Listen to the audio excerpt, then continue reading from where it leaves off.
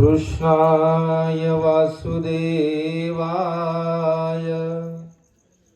हरे परमात्मने प्रणतक्लेशनाशाय गोविन्दाय नमो नमः। सच्चिदानन्दरूपाय विश्वोत्पत्त्यादिहेतवे तापत्रय विनाशाय श्रीकृष्णाय वयं नमः। श्रीकृष्णाय वयं नमः। श्री गोपाल कृष्ण महाराज की।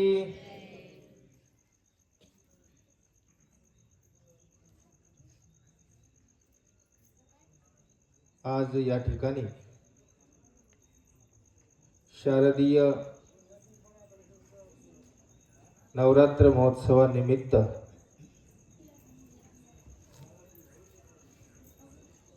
आपल्या या सर्व पालम नगरीतून प्रतिवर्षाप्रमाणे याही वर्षी पूर्ण परब्रह्म परमेश्वराच्या पदस्पर्शाने पावन झालेल्या आपल्या या फुलारी आईची भव्य दिव्य शोभायात्रा या पालम नगरीतून संपन्न झाली आणि त्यानिमित्त मला आज या ठिकाणी प्रवचन रूपी सेवा प्राप्त झालेली आहे। गेल्या 60 वर्षापासून त्याच उमेदीने त्याच ताकदीने खऱ्या अर्थानं आपल्या या फुलारी आईचं या मठाचं आलेल्या सद्भक्तांचं तेवढ्याच उल्हासाने खऱ्या अर्थानं सेवा करत असलेल्या आपल्याला सर्वांना ज्यांनी धर्माला लावलेला आहे अशा आदरणीय श्रद्धेय परमपूजनीय प्रातस्मरणीय आचार्य तपस्विनी सुंदर मावशी, त्याचबरोबर आदरणीय श्रद्धेय परमपूजनीय आमचे मार्गदर्शक गुरुतुल्य आचार्य प्रवर महंत श्री इल्लेराज बाबाजी, आमचे परमस्नेही आदरणीय श्रद्धेय परमपूजनीय प्रातस्मरणीय स्मितभाषी अगदी शांत व्यक्तिमत्व असलेले संघ सांगात सेवा मंडळ पदयात्रा या पदयात्रेचे संयोजक महंत श्री श्यामदादाजी जामोदेकर पालम, आदरणीय श्रद्धेय परमपूजनीय आचार्य प्रवर महंत श्री किनगावकर बाबाजी, आदरणीय श्रद्धेय परमपूजनीय आमचे शिव शेजारी असलेले बळेगाव या ठिकाणून आलेले बाबाजी, तसेच आमच्या धर्मभगिनी तपस्विनी अश्विनीताई, अगदी धर्म कार्यामध्ये अग्रेसर असलेले धर्मावरती दृढ असलेले परमार्ग सेवक प्राध्यापक सतीश मंचकरावजी जाधव पेठ पिंपळगाव आणि समोर खऱ्या अर्थानं आमच्या सर्व तपस्विनी माता भगिनी बसलेल्या आहेत, सर्व वासनिक मंडळी बसलेली आहे, गावातील सर्व प्रतिष्ठित नागरिक आहेत, शेलो येथून आलेली सर्व भक्त मंडळी आहे, पेठ पिंपळगाव येथून आलेली सर्व भक्त मंडळी आहे, ज्यामध्ये प्रामुख्याने आमचे दत्तरावजी शिंदे आहेत, आमचे परम भक्त आहेत, त्यांची उपस्थिती या ठिकाणी लाभलेली आहे आणि उपस्थित सर्व धर्मप्रेमी बंधू आणि भगिनींनो, प्रवचन संपायची वेळ झाली आणि आपण आता प्रवचनाला सुरुवात करणार आहोत. कारण आता जवळजवळ गुरुजी 11 वाजले. कारण आता तुमची मानसिकता पाहिजे ना. तुम्ही दिवसभर पालखी सोहळ्यामध्ये खऱ्या अर्थानं इतके मग्न झालेला आहात. कोणी स्वयंपाक केला असेल, कोणी रांगोळ्या काढल्या असतील, कोणी सजावट केली असेल, कोणी पालखी सोबत गेले, कोणी जेवू वाढलं. अशा अनेक प्रकारे खऱ्या अर्थानं आपण दिवसभर झालं या सोहळ्यामध्ये सहभागी झालो. आता सगळं संपलं, 11 वाजलेत. आता आपल्याला कुठेतरी जावं आणि लवकरात लवकर झोपावं असं वाटते की नाही? कोणाकोणाला वाटतं सांगा बरं, हात वर करा. 1 2 3 4. वाटत नाही बाबा, प्रवचन आहे का वाटत. कारण मी आपला जास्त वेळ घेणार नाही. हा, 1 तास काहीतरी आहे. खऱ्या अर्थानं नवरात्र निमित्तानं या ठिकाणी आपला हा पालखी सोहळा दरवर्षी संपन्न होतो. नवरात्रामध्ये आपण नामस्मरण केलं, त्या भगवंताचं नामस्मरण केलं. दरवर्षी आपण त्या भगवंताचं नामस्मरण करतो. देवाने नामाचे 10 ठाई सांगितले. कारण नागदेवाचार्यांनी सांगितलं खऱ्या अर्थानं की बाबा हो, आळो माळो विधी निषेधाचे ज्ञान झाले या, येई पंचनामपूर्वक जो झाडातळी जन्मक्षेपी, तो जरी वाया जाये तरी मिया धाडीला होय. कारण ही सृष्टीची रचना भगवंताने खऱ्या अर्थानं या जीवाच्या उद्धारासाठी केलेली आहे. मूळ सृष्टीला हे जीव तम स्वरूपामध्ये निरानंदी पडलेले आहेत. या जीवाकडे बघितलं, भगवंताला कळवळा आला आणि या जीवाचा उद्धार करण्यासाठी भगवंताने मायेला जाणवलं आणि या सृष्टीची रचना केली. आणि सृष्टीची रचना करून भगवंताने स्वतः अवतार धारण केला. माणसाचा जन्म होत असतो भगवंताचा अवतार. अवतार या शब्दाचा अर्थ आहे खाली येणे. अनंत ब्रह्मांडाचा मालक असलेला परब्रह्म परमेश्वर अवतार खाली आलेला आहे. कशासाठी? या जीवाच्या उद्धारासाठी. तुमच्या आमच्यामध्ये राहिला, तत्वज्ञान सांगितलं.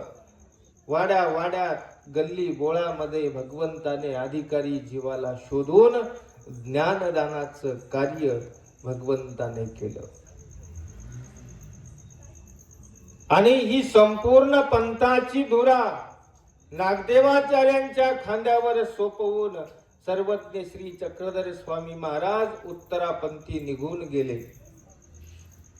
त्या आचार्यांच्या काळामध्ये थोर आचारवंत विचारवंत होऊन गेले. त्या प्रत्येकाने पंथीया समोरच नाही तर अखिल विश्वासमोर आदर्श दाखवून दिलेले आहे. तोच वसा वारसा आजपर्यंत आस्थागायात आपल्यापर्यंत येऊन पोहोचलेला. आजही बघा 97-98 वर्षाचं वय असताना सुद्धा या ठिकाणी आपल्या मठाच्या ज्या संचालिका आहेत त्यांच्या मधला धर्म दृढतेचा भाव,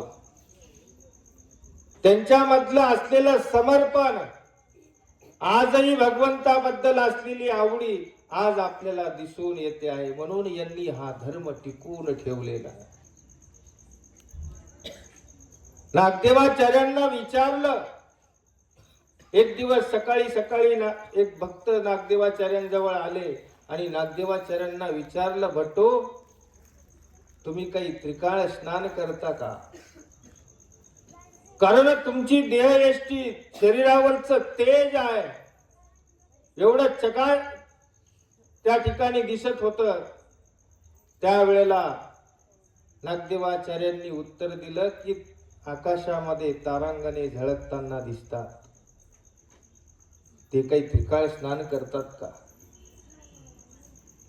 पण चमक इथूनही दिसते, तसं भीतरी आहे ते चमकताय. आजही बघा तुम्ही या वयामध्ये खऱ्या अर्थानं आज त्यांच्याकडे बघितल्यानंतर त्यांचं उठणं कसं आहे, त्यांचं बसणं कसं आहे, त्यांचं बोलणं कसं आहे, हेच तर खऱ्या अर्थानं आपल्याला शिकवून जातं. म्हणून तेव्हापासून आजपर्यंत आमच्या सर्व महानुभाव पंथीयांनी हा वसा वारसा जोपासलेला आहे. आज खेड्यापाड्यामध्ये जाऊन मठ मंदिरांची निर्मिती झालेली आहे, त्या ठिकाणी राहून आमची सर्व साधू संत मंडळी खऱ्या अर्थानं जो अधिकारी आहे, ज्याला आवड आहे, त्यांना खऱ्या अर्थानं ज्ञानदानाचं कार्य करते आहे. म्हणून आपल्याला सुद्धा खऱ्या अर्थानं मानभाव संप्रदायाने जी भक्ती शिकवली, ती भक्ती करून आपल्याला त्या ईश्वरापर्यंत पोहोचायचं आहे. त्यासाठी आपल्याला सर्वात महत्वाचा यज्ञ म्हणजे नामस्मरण हा यज्ञ आहे. यज्ञानाम जप यज्ञोस्मी. भगवंताने गोपाल कृष्ण महाराजांनी गीतेच्या 10व्या अध्यायामध्ये सांगितलं की अरे यामध्ये मी आहे, त्यामध्ये तो मी आहे. ज्या विभूती आहेत त्या विभूतीमध्ये, प्रत्येक विभूतीमध्ये जो उच्च असेल त्यामध्ये स्वतः मी आहे असं सांगितलं. तर यज्ञामध्ये जो कोणी असेल तर जप यज्ञ हा सर्वश्रेष्ठ यज्ञ आहे, त्या यज्ञामध्ये मी आहे. म्हणून आपल्याला खऱ्या अर्थानं हे नामस्मरण फार महत्वाचं आहे. देव प्राप्त करायचा असेल तर आपल्याला वाटतं, माणसाच्या मनाला वाटतं की बाबा मी लय अडाणी आहे, मी अज्ञानी आहे, हा तर माणूस खूप हुशार आहे.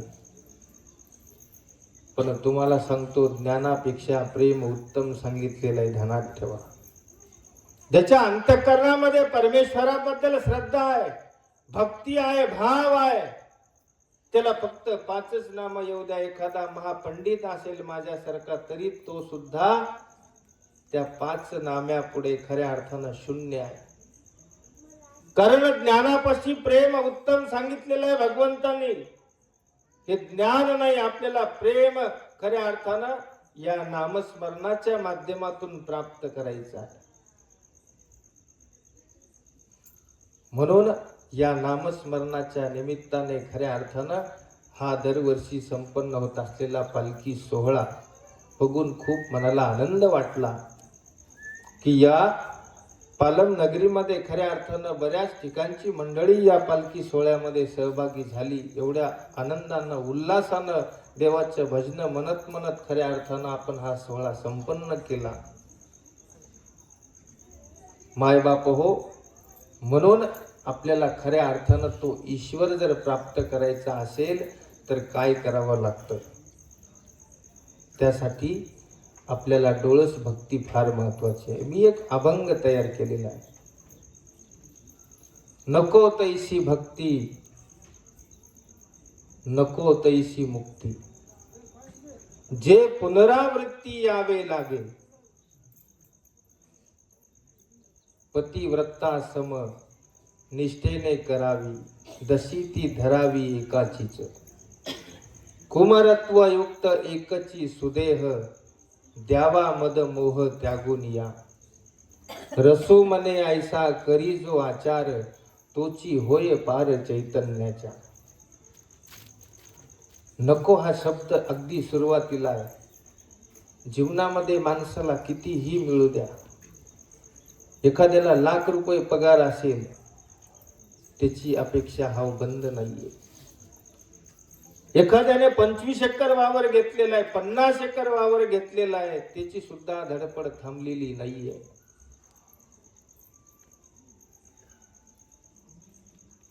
कितीही अलंकार घेतले तरी सुद्धा आपली अपेक्षा थांबलेली नाही.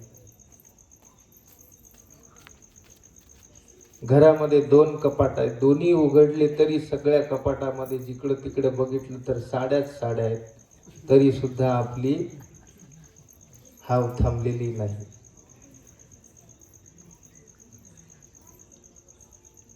म्हणून एकच गोष्ट जगामध्ये अशी आहे की ती गोष्ट परिपूर्ण झाली की माणूस नको म्हणतो. कितीही जवळचा असू द्या, कितीही ज्याच्यावर प्रेम आहे, भरभरून तुम्ही प्रेम करता, कितीही जवळचा असू द्या, पोटभर जेवण झालं आणि तो आग्रह करायला लागला की मग मात्र आपला हात नको नको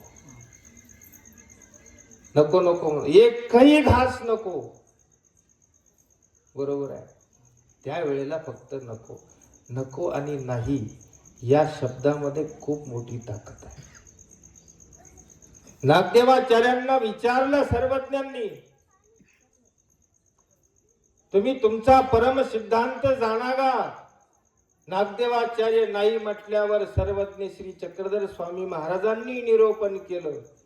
ते आजपर्यंत तुम्हाला आम्हाला कळालं.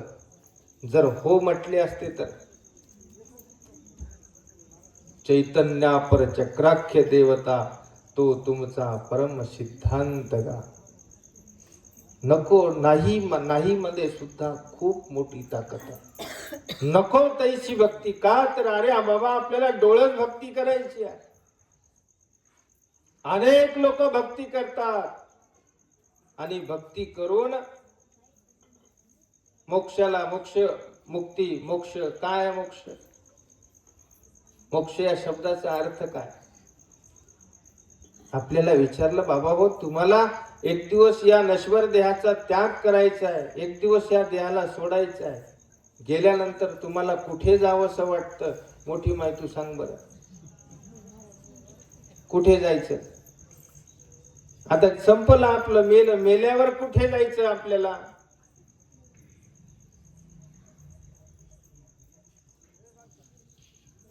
कुठे ते तर सगळ्याला जायचं मसन वाट्यामध्ये आहे की नाही.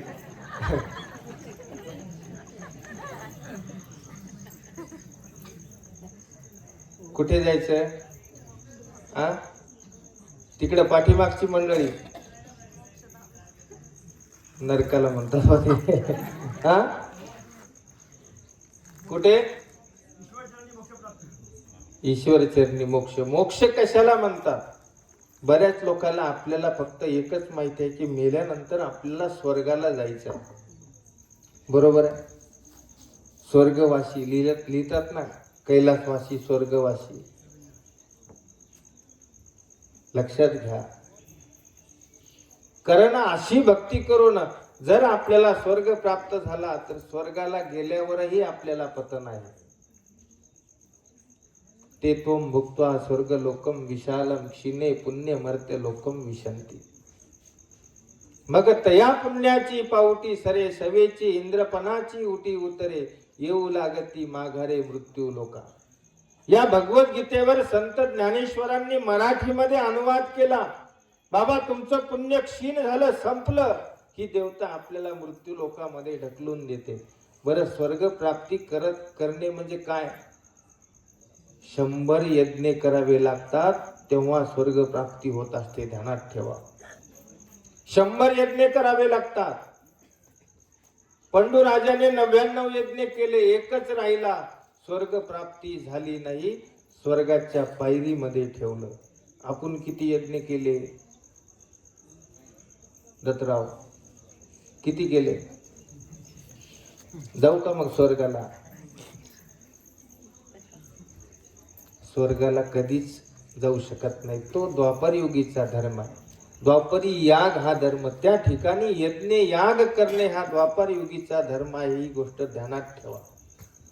म्हणून असं जरी एखाद्याने ठरवलं द्वापर युगामध्ये जरी आपण 100 यज्ञ केले, स्वर्गाला गेलो तरी सुद्धा तिथून पतन आहे. पुनरपि जननम पुनरपि मरणम पुनरपि जननी जठरे शयनम. पुन्हा जन्म, पुन्हा मरण, पुन्हा यज्ञ याग करा, स्वर्गाला जा, पुन्हा खाली या. किती दिवस. मग आपल्याला खऱ्या अर्थानं कुठेतरी या जन्म मृत्यूच्या फेऱ्यातून आपली सुटका झाली पाहिजे. षडशास्त्र संपन्न असलेल्या माईम भट्टांना स्वामींनी एक प्रश्न विचारला. अरे गंगा तीरावर तुमच्या एवढा विद्वान कोणी नाहीये. पायामध्ये गवताची वांकी घालायची, एक विद्वान पराभूत केल्यावर एक गवताची काडी त्यामध्ये अडकवायची आणि हातामध्ये पेटती मशाल घेऊन या गंगा तीरावर फिरणारा हा महिमभट्ट, खाली हा सूर्य वरी तो सूर्य, असं लोकांना त्या ठिकाणी सांगायचा. आणि विद्वान होता. त्यांच्या सासऱ्यांनी सांगितलं, अरे बाबा, तुम्हाला एवढं विद्वत्तेचा हे आहे तर तुम्हाला खऱ्या अर्थानं एवढं शिकल्याचं चीज तेव्हा होईल जेव्हा तुम्ही स्वामींची सर्वज्ञांची भेट घ्याल. डोमेग्रामला आल्यानंतर स्वामींचं दर्शन झालं, बसले आणि बसल्यानंतर स्वामींनी एक प्रश्न विचारला, येथून अत्यंत संस्कृती छेदू होय, ऐशी काही प्रतीती आती, की या जन्म मृत्यूच्या फेऱ्यातून माणसाची सुटका होईल असा काही उपाय एखादा तुमच्या या 6 शास्त्रामध्ये आहे का? महिमभट्ट निरुत्तर झाले, बोलता आलं नाही. भांडारकर याच प्रश्नाचं उत्तर शोधत होते की बाबा या जीवन मुक्तीचं लक्षण काय आहे, या जीवाची खऱ्या अर्थानं या संस्कृती बंधनातून सुटका कशाने होईल हेच शोधत होते. उत्तर सापडत नव्हतं. पुढे चालले. स्वामी दारात आले, भिक्षा मागितली, वरती बघत नव्हते. पत्नीने भिक्षाही वाढली, आता निघून जायचं तरी बघत नव्हते, उत्तर शोधत होते.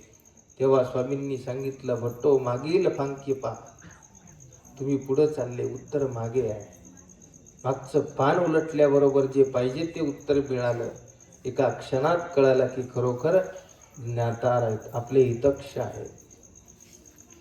आपण आपल्या खऱ्या अर्थानं आत्म्याचं कल्याण कशामध्ये कधी शोधलं का हो? विचारलं का? भक्ती तर तुम्ही करता, अनेक लोक भक्ती करतात. म्हणून आपल्याला ती भक्ती नको आहे. आपल्याला या जन्म मृत्यूच्या फेऱ्यातून सुटका होणे म्हणजेच मोक्ष आहे. हा ब्रह्म भुवना लोका पुनरावर्ती अर्जुन, मामू पेतेत कोणतेही पुनर्जन्म न विद्यते. एकदा त्या भगवंताच्या पदाला प्राप्त झाल्यावर भगवंत म्हणतात पुनर्जन्म न विद्यते. आपल्याला परत दुसरा जन्म होणे नाही, घेणे नाही, म्हणजेच तो मोक्ष आहे.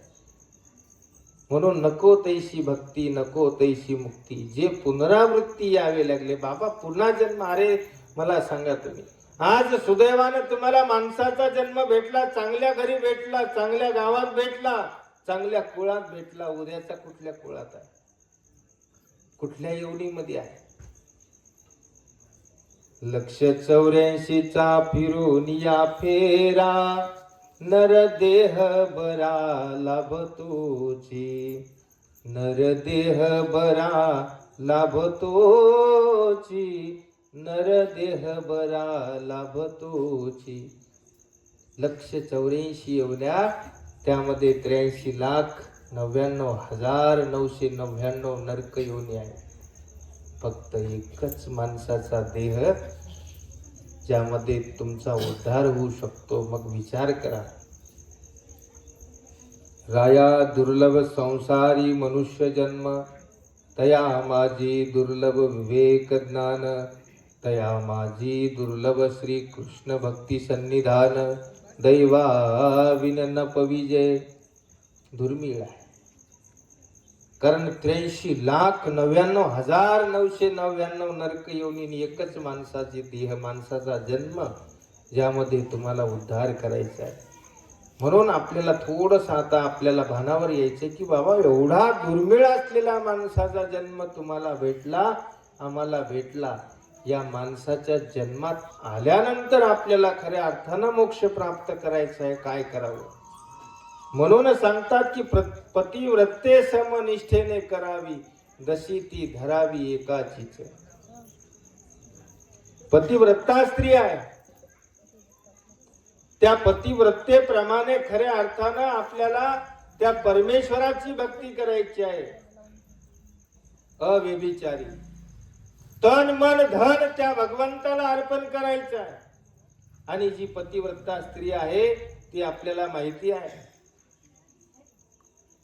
सती अनुसया माता, खऱ्या अर्थानं आपल्याला अनुसया मातेबद्दल माहिती आहे की ती पतिव्रता स्त्री होती. येत किंचितही आपल्या पतीची आज्ञा काढलेली रेष ओलांडत नव्हती. त्याला पतिव्रता स्त्री म्हणतात. भांडारेकरांची पत्नी पतिव्रता स्त्री आहे. आंघोळीला पाणी टाकलेलं आहे. स्वामींना बघितलं, स्वामींनी उत्तर दिलं. काय समजायचं ते एका क्षणात समजून घेतलं. स्वामींसोबत निघाले. फक्त एक प्रश्न विचारला पत्नीने, अहो कुठे चालला? आंघोळीला पाणी टाकलेलं आहे, कुठे चालला? तेव्हा भांडारेकरांनी उत्तर दिलं, आजपर्यंत तुमच्या सोबत होतो, आता ज्यांचे आहोत त्यांच्या सोबत. पत्नी दाराच्या बाहेर सुद्धा आली नाही.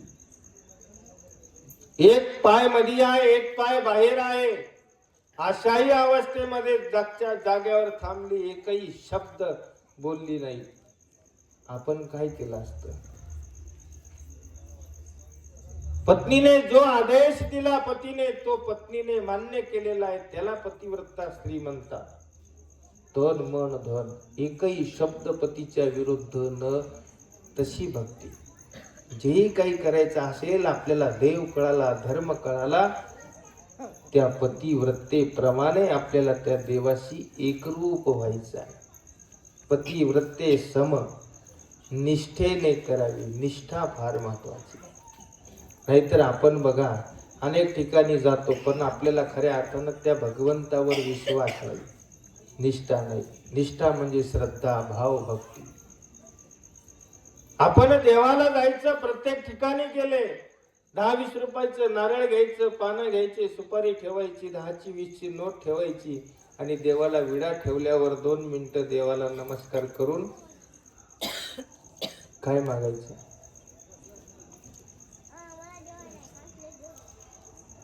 मुलगा हो दे, मुलगी हो दे, नोकरी लागू दे, विहिरीला पाणी लागू दे, बोरला पाणी लागू दे, आहे की नाही? ह्याच्या व्यतिरिक्त काय मागतो आपण? अरे देवाने सांगितलं बाबा हे सगळं कर्मावश्य तुम्हाला भेटणार आहे, आणखी काहीतरी मागा. नाजी मज ह्याची व्हावे, आपण हेच मागत राहिलो, बरोबर. आणि यदा कदाचित आपण जर देवाला नवस केले, विडे ठेवले, नारळ बांधले, पूर्ण झाला तर चांगलं, नाही झाला तर आपली श्रद्धा कमी झाली, निष्ठा ढळली. निष्ठा कशाला म्हणतात? घरी लग्न आहे आणि लग्न असतानाही खऱ्या अर्थानं लढाईला निघालेले मावळे आहेत. तानाजी मालुसरे त्या ठिकाणी आपल्या मुलाचं लग्न सोडून लढाई लढण्यासाठी गेलेले आहेत. छत्रपतींनी थांबवलं, अरे बाबा तुझ्या घरी लग्न आहे. नाही नाही, आधी लग्न कोंढाण्याचं, मग राईवाचं. ही निष्ठा आहे. दिलेला शब्द पाळणारी माणसं होऊन गेले. दिलेला शब्द पाळणारी, याला निष्ठा म्हणतात. आपल्यामध्ये ते नाही. आपण करतो, भक्ती करतो, सगळ्या गोष्टी करतो, पण आपल्या श्रद्धेमध्ये चढ उतार आहे. एखाद्या साधू संताबद्दल आपली श्रद्धा आहे, पण तो भाव, ती श्रद्धा टिकेल असं नाही, त्यामध्ये चढ उतार आहे. काल चांगली होती, आज खराब आहे, उद्या परत चांगली होईल. म्हणून पतिव्रते सम निष्ठेने करावी. निष्ठा फार महत्वाची आहे. दशी ती धरावी एकाचीच. आपल्याला फक्त त्या भगवंताची दशी धरायची आहे. दशी धरत असताना आपण दशी नाही, दशा धरल्यात गुरुजी, बरोबर आहे की नाही? दशी म्हणजे काय? एक धागा. मग तुम्ही एक धागा, आज हे वस्त्र आहे, या वस्त्राचा एक धागा तुम्ही हातामध्ये पकडा, संपूर्ण वस्त्र तुमच्या हातामध्ये येईल. आपण तसं नाही करत. आपण दशा दशा धरल्या, त्याचं चराट वळलं त्या सगळ्या धाग्याचं, बरोबर आहे की नाही? वार बदलला, भक्ती बदलली. सण बदलला, आपली भक्ती बदलली. तुम्हाला विचारलं की अरे बाबा तुमचा देव कोणता आहे, कमीत कमी 2 ते 5 मिनिट लागतील की माझा देव कोणता आहे विचारल्यावर सांगायला. देव प्राप्त होईल का? आपल्याला त्या एकाचीच दशी धरायची आहे. आणि माधवभाव संप्रदायच सांगतो की एकनिष्ठ भक्ती करा, अजिबात नाही. अनेक धर्मामध्ये तुम्हाला याच गोष्टी सांगितलेल्या आहेत, लक्षात ठेवा. मी बोलतोय, माझ्या बोलण्याला किंमत नाही हो. तुम्ही बोलता, तुमच्या बोलण्याला किंमत नाही. ध्यानात ठेवा, विद्वानांच्या बोलण्याला किंमत असते. कोणाच्या बोलण्याला? विद्वानांच्या बोलण्याला. म्हणून आपल्याला या ठिकाणी हे बघायचं आहे की बाबा एकनिष्ठ भक्तीची ताकद किती मोठी आहे. कित्येक प्रवचन ऐकले, कित्येक वेळा आपल्याला गुरूंनी सांगितलं, तरी सुद्धा आपल्या डोक्यातलं निघत नाही. मग आम्ही काय म्हणतो? देवाने तेच सांगितलं, देवे करावे ते केले. देवाना देवाचा कड केलेला आहे.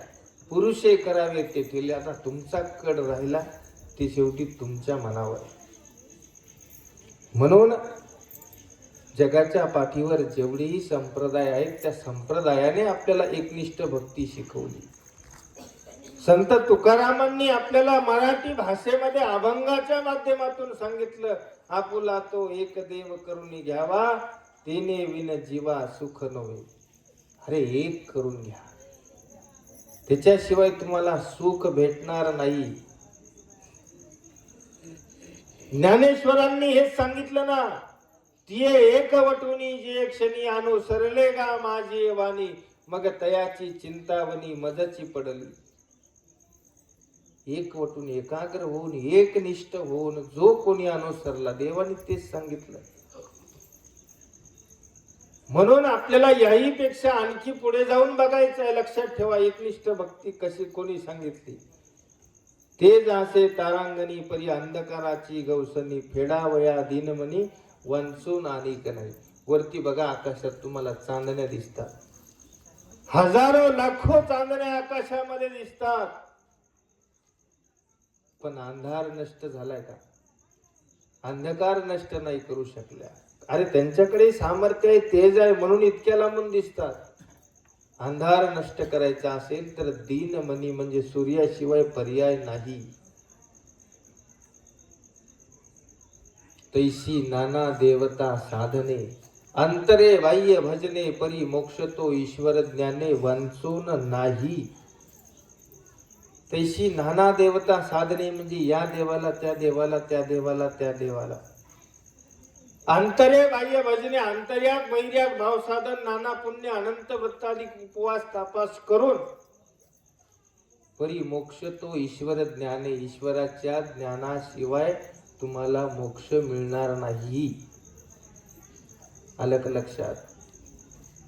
बरी ह्या गोष्टी सोडा. मागे जी काही गुरुपौर्णिमा, आपण आपल्या गुरूंचं पूजन केलं, बरोबर आहे. गुरुपौर्णिमा झाली की नाही? या पौते पौर्णिमेच्या अगोदर काय महत्व आहे त्या पौर्णिमेचं? सांगा बरं. गुरुपौर्णिमा म्हणजे काय? कोणाचं पूजन केलं जातं? गुरुचं. ही परंपरा कधीपासून चालू झाली तुम्हाला माहिती आहे?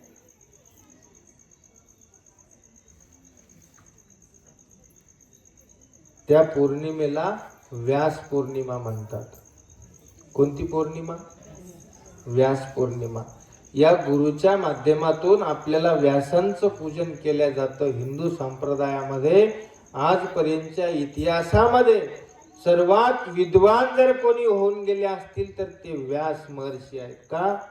व्यासोच्छिष्टम जगत सर्वम, हे सगळं जग व्यासांचं उष्ट आहे. कसं? कारण आज हिंदू संप्रदायामध्ये ज्या ग्रंथाचं पूजन केलं जातं, ज्या ग्रंथाची जयंती साजरा केली जाते, तो श्रीमद भगवत गीता ग्रंथ व्यासांनी लिहिला. आमच्या देवाने सुद्धा सांगितलं, बाई गीता श्री कृष्णोक्ती, भगवान श्री गोपाल कृष्ण महाराजांची उक्ती आहे. आणि ये रावघी व्यासोक्ती, जे पदच्छेद आहेत, मांडणी आहेत, ती फक्त व्यासांनी केली, नाहीतर ही उक्ती भगवान गोपाल कृष्ण महाराजांची आहे. आणि या श्रीमद भगवत गीतेवरून जगातली सर्व ग्रंथ खऱ्या अर्थानं निर्माण झाले. ध्यानात ठेवा. म्हणून या श्रीमद भगवद्गीतेमध्ये खऱ्या अर्थानं तुमच्या प्रत्येक प्रश्नाचं उत्तर आहे. प्रत्येक शंकेचं समाधान या भगवद्गीतेमध्ये आहे. फक्त आपल्याला भगवद्गीता घ्यायला वेळ नाही, हातामध्ये घ्यायला वेळ नाही.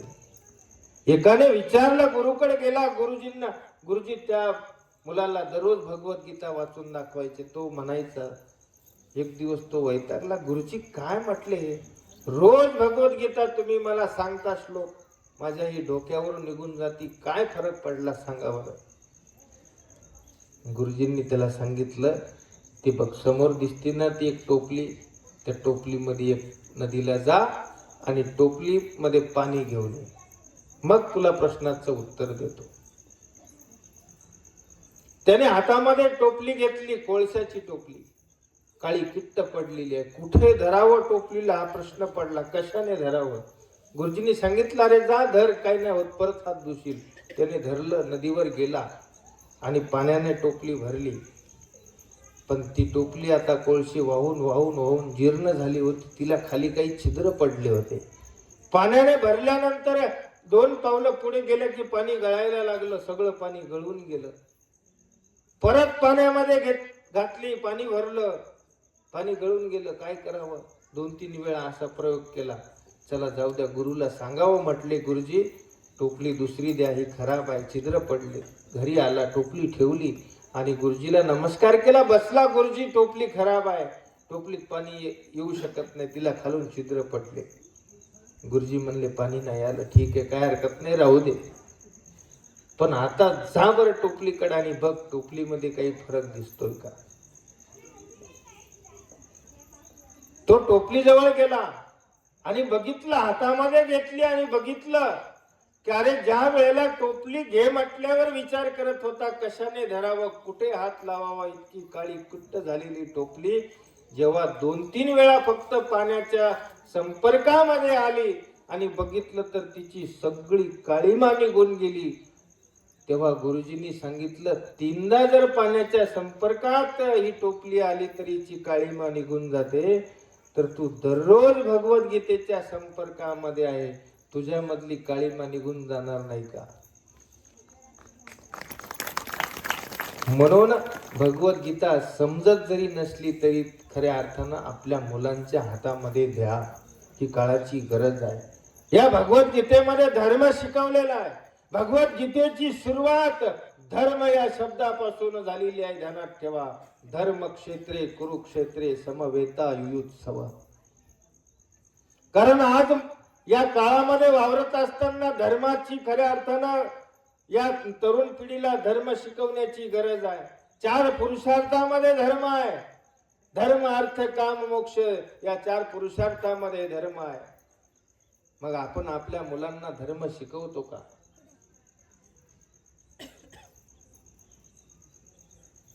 आपण आपल्या मुलींना धर्म शिकवतो का. धर्माचं तत्वज्ञान दिलं का कधी. मागे 2-3 वर्षापूर्वी एक सत्य घटनेवर आधारित पिक्चर आला होता, द केरला स्टोरी.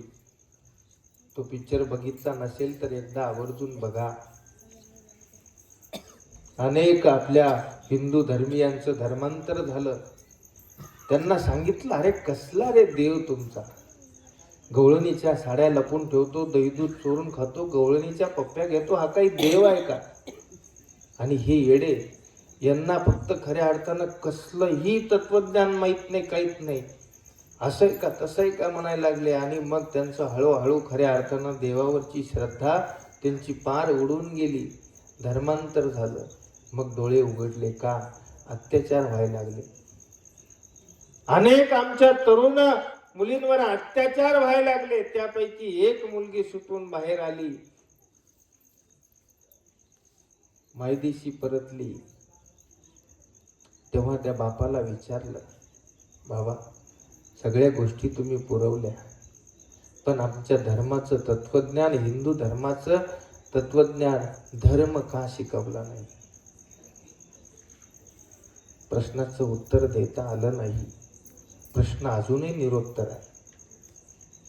तुम्हाला विचारलं की बाबा तुम्ही तुमच्या मुलांना धर्म शिकवलाय का हो. आहे का उत्तर. धर्म म्हणजे काय हे शिकवलं कधी मुलांना. कसं राहायचं, कसं वागायचं हे शिकवलं का? तुम्ही देवाला नववट ठेवता, गवळणीच्या पप्प्या घेतो, साड्या लपून ठेवतो. अरे त्या भगवंताचं वय 5 ते 6 वर्षाचं आहे गोकुळात.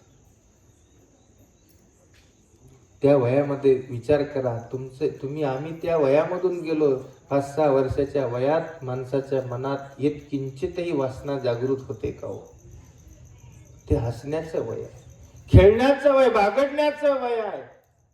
आणि त्वमेव माताच पिता त्वमेव, त्वमेव बंधूच सखा त्वमेव. तो माता पिता आहे भगवंत. कृष्ण माझी माता, कृष्ण माझा पिता, बहीण बंधू चुलता, कृष्ण माझा. जर आपण असं म्हणतोय, तो माता पिता, आपण त्याचे लेकर आहोत. तुम्ही तुमच्या लेकराची पप्पी घेत नाही का? नाही? सावत्र आहात का तुम्ही? अहो, दुश्मनाचं जरी लेकरू असलं, आपलं त्याचं जमत नाही. 7 पिढ्याचं वैर आहे, पण दिसायला छान आहे, गोंडस आहे, गोर गोमट आहे, तर माणसाला त्याला जवळ घ्यावंसं वाटतं, गोंजारावं वाटतं, चोंबाळावं वाटतं की नाही? त्या भगवंताचं त्या सृष्टीमध्ये देवाने सांगितलं की द्वापरी श्री कृष्ण चक्रवर्ती बर्वे. द्वापार युगामध्ये, संपूर्ण या द्वापार युगामध्ये गोपाल कृष्ण महाराजांनी इतकं दुसरं कोणीच सुंदर नव्हतं. ध्यानात ठेवा.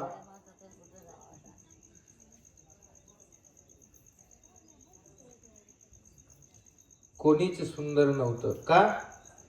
तर देवाने सांगितलं की कंदर्प कोडी इतकी मृदुता होती त्या भगवंताची. कांद्याचं एक टप्पर काढलं की आतमध्ये नरम असतं, दुसरं काढा त्याच्या आतमध्ये आणखीन नाजूक असतं, तिसरं काढा अजून नाजूक असतं. असे एक एक जेव्हा तुम्ही वरचे टप्पर काढता तर आतमध्ये बघा तुम्ही, इतकं नाजूक असतं. हात लावला, अंगठा लावला तर तुमच्या अंगठ्याचा ठसा त्यावर उमटतो. त्याला कंदर्प. 1 कोटी कांद्याच्या पाकळ्या जेव्हा बाजूला केल्यावर जी मृदुता, मुलायमता राहते, तो भगवंताचा तितका नाजूक अवतार आहे. आणि त्या भगवंताचं 5 ते 6 वर्षाचं वय, त्या वयामध्ये भगवंत गवळणीच्या साड्या लपून ठेवतो. म्हणजे तुम्हाला आम्हाला एक त्या ठिकाणी संदेश देतो आहे की स्त्रियांनी सार्वजनिक ठिकाणी स्नान करायचं नसतं. सर्वज्ञ श्री चक्रधर स्वामी महाराजांनी हाच सिद्धांत सांगितला आपल्याला. लज्जारूप धर्म स्त्रियांशी रक्षण. आज आपली मुलगी परदेशामध्ये आपण शिकायला ठेवतो, पुण्यासारख्या मुंबईसारख्या शहरामध्ये आपण आपल्या मुलीला शिक्षणासाठी ठेवतो, पण आपल्या मनामध्ये जर इकडची तिकडची एखादी गोष्ट कानावर पडली तर धाक आहे की बाबा खऱ्या अर्थानं आपली मुलगी सुरक्षित आहे का, तिथलं वातावरण खराब आहे का. अशा अनेक गोष्टी खऱ्या अर्थानं आपण आपल्या मुलींबद्दल मनामध्ये विचार करत असतो. पण थोडा बारकाईनं विचार करा, कारण आज खऱ्या अर्थानं आपण या विज्ञान युगामध्ये वावरत असताना 25 वर्षाखालची परिस्थिती आज किती बदलली. बायांच्या डोक्यावरचा पदरही खाली पडत नव्हता. जवळ येईपर्यंत बाई ओळखू येत नव्हती कुठल्या घरची आहे ते. मग आज परिस्थिती कशी आहे? एका ठिकाणी गेलो, एका नेहमीचं घर होतं, त्या घरी गेलो, गरीब कुटुंब होतं गुरुजी. त्या ठिकाणी गेलो आणि जाताना घरामध्ये आतमध्ये प्रवेश करणार की माय लेकराचं भांडण सुरू झालं. म्हणजे सरासरी 2012 मधली 11-12 मधली गोष्ट आहे. माय लेकराचं भांडण झालं. मुलगा आपल्या आईला म्हणतोय, आहे मम्मी 500 रुपयामध्ये ड्रेस येत नाही, अजून 200 रुपये दे. आई म्हणती, कोण म्हटलं 500 मध्ये येत नाही? त्या पलीकडच्या पिंट्यानं तर 400 रुपयामध्येच घेऊन आणला. नाही नाही नाही, ते खराब आहे म्हटले, साधा आहे. नाही नाही, मला अजून 200 रुपये दे. आणि मी आतमध्ये गेलो, भांडण थांबलं. भांडण थांबलं, जेवण केलं, बसलो. मलाही आता गाडी नव्हती त्यावेळेला, काय एसटी न प्रवास. 4 वाजता गाडी होती. म्हटलं जाऊ आराम करू, जेवण करू. आराम केला, जेवण झालं. आराम करताना पिंट्याला बोलवलं, माझी परिस्थिती नाजूक होती. तेव्हा 100, 200, 500 रुपये म्हणजे खूप वाटायचे 12-13 मध्ये. पण असं वाटलं, त्याच्याकडे बघितलं, ते भांडण ऐकल्यावर असं वाटलं की बाबा जाऊ दे, हरकत नाही. आपल्याजवळ होते 500-600 रुपये, त्यातले 200 गेले तर गेले. पिंट्याला बोलवलं, पिंट्याला सांगितलं, पिंटू हे घे, हे 200 रुपये ठेव, जा ड्रेस घेऊन ये. नको नको बाबा, तुमचे नको. अरे जा, घेऊन जा, आईला सांगू नको, जा. गेला. 1-1.5 तासाने पिंट्या घरी आला. आणि पिंट्या घरी आल्यावर, ड्रेस घेऊन आल्यावर तुम्हालाही वाटतं की बघावं कसा आहे. बघितला, हातामध्ये घेतला, दाखव रे म्हणलं पिंट्या कसा आहे. पिंट्याने ड्रेस दाखवला, ड्रेस हातामध्ये घेतला, बघितला. त्याला म्हणलं, अरे पिंट्या, जुने कपडे घेऊन आलास काय तू? तो म्हणला, नाही बाबा, लेबल आहे म्हणले त्याला, बघा. कोण म्हटलं जुने? अरे म्हणलं, दुकानदारानं फसवलं तुला, जा वापस जा, फसवलं. फाटकेच कपडे दिलेत म्हणलं दुकानदारानं. ते हसायला लागला, ही. मी म्हणलं, ही काय हसायला? बाबा, आता आमची नांदेडी भाषा आहे. बाबा, तुम्हाला कळते की कळना म्हणला, तुम्हाला कळते की कळना? म्हणलं, काय रे, काय झालं? अहो बाबा, फॅशन आहे म्हणला, ती फॅशन. थोडीशी जरी कुठं फाटलेली होती 20 वर्षाखाली, तर आम्हाला शाळेत जाताना लाज वाटायची. पैसे देऊन फाटक्या पॅन्टी आणि ही फॅशन. कुठे चालली संस्कृती आपली? बरं ठीक आहे, मान्य आहे की बाबा काय हरकत नाही, पैसे देऊन फाटके आणू द्या, घालू द्या, मुलांनी घालू द्या. मुलींनी फाटके कपडे घालावे का? सहमत आहात का तुम्ही या गोष्टीला? का अत्याचार होणार नाहीत? का आपली मुलगी असुरक्षित आहे? त्याला काही अर्थी तुम्ही सुद्धा जिम्मेदार आहात, ध्यानात ठेवा. पहिले मायबाप मुलांना मुलींना कपडे घ्यायचे, एकच तागा आणायचे, त्या ताग्यामध्ये 2, 3, 4 जेवढे बी असतील तेवढ्याला सगळ्याला एकसारखा ड्रेस. बरोबर आहे दत्तराव? आता तसं राहिलं नाही. ज्याचे त्याचे स्वाईप कार्ड झालेत, पैसे झालेत, बँक बॅलन्स झालाय, पॉकेट मनी, दुकानात जायचं, वाटेल तसे घेऊन यायचे. पण ज्या दिवशी खऱ्या अर्थानं आपल्या मुलीची दिशा चुकली, त्याच दिवशी तुम्हाला मुलीला शासन करता आलं पाहिजे. एक चापट तुम्ही त्या वेळेला मारली ना, अखंड आयुष्यभर ती चुकीचं पाऊल कधीच उचलणार नाही, ध्यानात ठेवा. वर्गातून पेन्सिल चोरून आली, आईनं कौतुक केलं. खोडरबर आणलं, आईनं कौतुक केलं, वा वा, मी उद्या घेणारच होते. दप्तर चोरून आणलं, आई बघ, मी आज दप्तर चोरून आणलं. आईला वाटलं जाऊ द्या, पैसे वाचले. बघता बघता तो अट्टल गुन्हेगार झाला, दरोडे टाकायला लागला. एक दिवस पकडलं आणि फाशीची शिक्षा. उद्या सकाळी पहाटे 4 वाजता फाशी देण्यात येणार आहे. आजच्या दिवशी विचारलं, अरे बाबा, तुझी शेवटची इच्छा काय? त्यावेळेला त्याने सांगितलं, फक्त एकदा मला आईला भेटायचं आहे. आईला बोलवलं. आई रडायला लागली, पोटचा गोळा होता, काळीज होतं. जसा रडायला लागली की बाबा आज फाशीच्या दारावर उभा आहे. आई इकडे कान कर म्हटला, तुझ्या कानात एक गोष्ट मला सांगायची. आईने कान पुढं केला आणि तो आईच्या कानाला चावला. इतका चावला की रक्त बाहेर यायला लागलं. वेदना सहन नाही झाल्या. आईने एक मुस्काटात ठेवून दिली. बस, हीच जर चापट तू ज्यावेळी मी पेन्सिल वर्गातून चोरून आणली त्यावेळी जर माझ्या कानाखाली दिली असती आई, तर आज तुला इथे रडण्याची वेळ आली नसती. आज तू तुझ्या मुलाला गमावण्याची तुला वेळ आली नसती. एक चापट जर तू त्या वेळेला माझ्या कानाखाली दिली असती तर. वयाचं बंधन ठेवा. मुलं त्याच वयात घडतात. तुम्ही पार 25-30 वर्षाचा हा ठोळ्या झाल्यावर म्हणतात, बाबा याला मार्गात घेऊन जावर, याला चांगलं घडवा. आता कशानं घडवतात त्याला? 35 आणि 32 वर्षाचा ठोळ्या झाल्यावर तो घडेल का बाबा? सांगा याला. आणि त्याचं वय आहे, कवळ वेल आहे. आणि कवळेपणी तुम्ही कशावर, झाडावर, कुपाटीवर, घरावर, कशावरही चढवा, तो तसा तसा ताराने सुद्धा जातो. आणि निबर झाल्यावर त्याला वाकवा बरं, कटकून मोडून जातो. त्याच वयामध्ये मुलांना मुलींना योग्य तो खऱ्या अर्थानं वळण द्या. ही संस्कृती आहे. म्हणून आपल्याला धर्म, भगवद्गीता आपल्याला धर्म शिकवते. हे तत्वज्ञान खऱ्या अर्थानं आपल्या मुलांना शिकवायचं आहे. म्हणून ही भगवद्गीता ज्यांनी लिखाण केली ते व्यास खऱ्या अर्थानं आपल्याला या भगवद्गीतेच्या माध्यमातून काय सांगतात. आपण आपल्या मुद्द्यावर कितीही लांब गेलो तरी आपल्याला आपल्या मुद्द्यावर परत यायचंय का, तरी अरे जगाच्या पाठीवर अनेक लोकांनी खऱ्या अर्थानं एकनिष्ठ भक्ती सांगितली. त्यामध्ये व्यासांनी सुद्धा खऱ्या अर्थानं एकनिष्ठ भक्ती शिकवली. ध्यानात ठेवा. काय म्हणतात व्यास, त्यांच्या बोलण्याला किंमत आहे हे तुम्हाला सांगितलं. तुमच्या बोलण्याला किंमत नाही. विद्वानांच्या बोलण्याला किंमत असते. गीता सुगीता कर्तव्या किमन्ये शास्त्र विस्तरे या स्वयं पद्मनाभस्य मुखम मुख पद्माद्विनी स्मृता. गीता हीच सुगीता करून घ्या का, स्वयं पद्मनाभस्य मुखम, साक्षात भगवंताच्या मुखातून आलेली आहे.